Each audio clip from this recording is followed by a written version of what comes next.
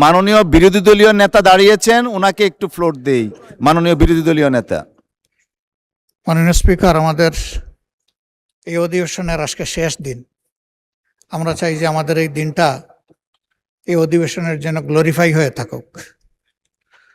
এখানে প্রথম অধিবেশনে বেশ কিছু আইন খুব তড়িগড়ি করে পাশ করতে হয়েছে সময়ের বাধ্যবাধকতার কারণে। সেই সময় আমরা বলেছিলাম যে ভবিষ্যতে যেন সব কিছু আমাদের কাছে আমাদের প্রাপ্যতা অনুযায়ী আসে। এখানে শুধু অধিকারের প্রশ্ন না মাননীয় স্পিকার, এটা দায়িত্বেরও ব্যাপার।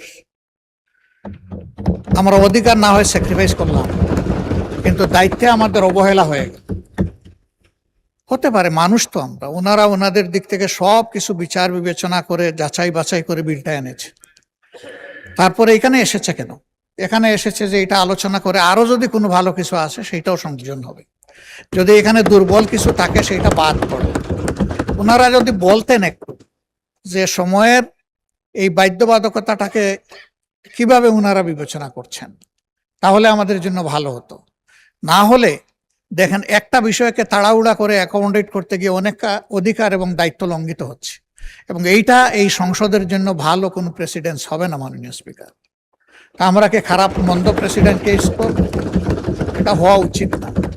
আমি আপনার সদয় বিবেচনার জন্য অনুরোধ করছি, হয় বিষয়টা ভালো করে ক্লিয়ার করা হোক, আমরা স্যাটিসফাইড হই যে এটা এখনই পাশ করতে হবে, দেখার কোনো সময় নাই, আমাদের মত দেওয়ার বা স্টাডি করার কোনো সুযোগ নাই, একেবারে এই বিশ্বাসের উপর ছেড়ে দিতে হবে। আর আইন বোধহয় এইভাবে প্রণয়ন হয় না মাননীয় স্পিকার।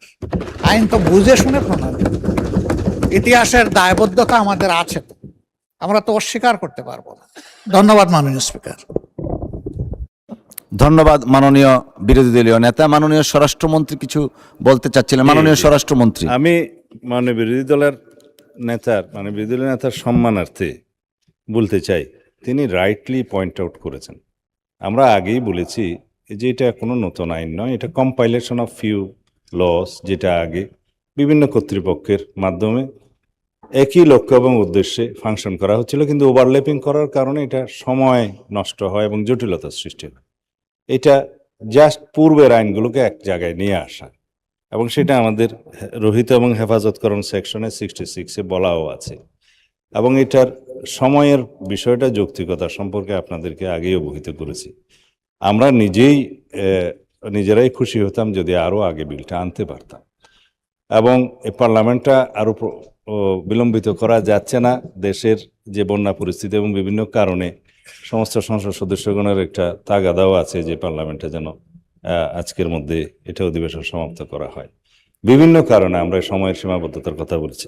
আর আইনের কথা বলছেন, রুলস অফ প্রসিজিওর অনুসারে ইউ আর রাইট, যে অ্যাকর্ডিং টু 77 আমি প্রপোজ করতে পারি অবিলম্বে বিবেচনার জন্য গ্রহণ করা হোক, এবং এখানে কোনো বাছাই কমিটি যাচাই কমিটিতে আমি প্রস্তাব করছি না। কিন্তু একটা বিষয়, তারা যে সংশোধনী প্রস্তাবগুলো দিতে পারতেন সেটা সময়ের কারণে হচ্ছে না। তা আমি তো প্রতিশ্রুতি দিচ্ছি যে মাননীয় সদস্যগণ যে সমস্ত ধারার মধ্যে সংশোধনী আনতে চান, আপনারা যদি সেটা নিয়ে আসেন, আমরা সেটা সংশোধনীটা গ্রহণ করব যৌক্তিকভাবে পরে, এবং সেটা আগামী সেশনও হতে পারে। এমন না যে এটা আইন পাশ হয়ে গেল, আমাদেরও প্রয়োজন হতে পারে মাননীয় স্পিকার, আগামী অধিবেশনে এই আইনের উপরও হয়তো সংশোধনী আনতে হতে পারে।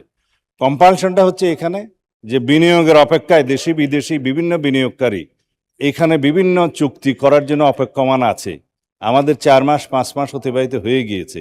এই আইনটা যদি আগের সরকার অথবা ইন্টারিম গভর্নমেন্ট যদি মনোযোগ দিত, তাহলে এই 5 মাস আমরা বিনিয়োগে অনেক দূরে এগিয়ে যেতাম। সুতরাং new government, new aspiration, public aspiration অনেক বেশি, এবং আমাদের নতুন এসপিরেশন অনুসারে, গ্লোবাল ডিমান্ড অনুসারে আমাদেরকে যেতে হচ্ছে, পৃথিবীর অন্যান্য দেশের আইন কানুনের সাথে সামঞ্জস্য রেখে। যদি এই সুযোগটা আমরা নিতে চাই, তাহলে আমাদের আইনটা আজকে পাশ করা দরকার। এবং এখানে যে সমস্ত ধারায় মাননীয় বিরোধী দলীয় সদস্যরা সংশোধনী আনতে চান, আমি আবারও প্রতিশ্রুতি দিচ্ছি মাননীয় প্রধানমন্ত্রীর পক্ষে, সেই সংশোধনীগুলো আমরা গ্রহণ করব যদি যৌক্তিক হয়। ধন্যবাদ মাননীয় স্পিকার। ধন্যবাদ মাননীয় মন্ত্রী। মাননীয় বিরোধী দলীয় নেতার বক্তব্যের প্রেক্ষিতে মাননীয় মন্ত্রী, সংশ্লিষ্ট মন্ত্রী যে প্রতিশ্রুতি দিয়েছেন মহান জাতীয় সংসদে, আমরা প্রত্যাশা করছি সেই প্রতিশ্রুতি আপনি রক্ষা করবেন যৌক্তিকভাবে।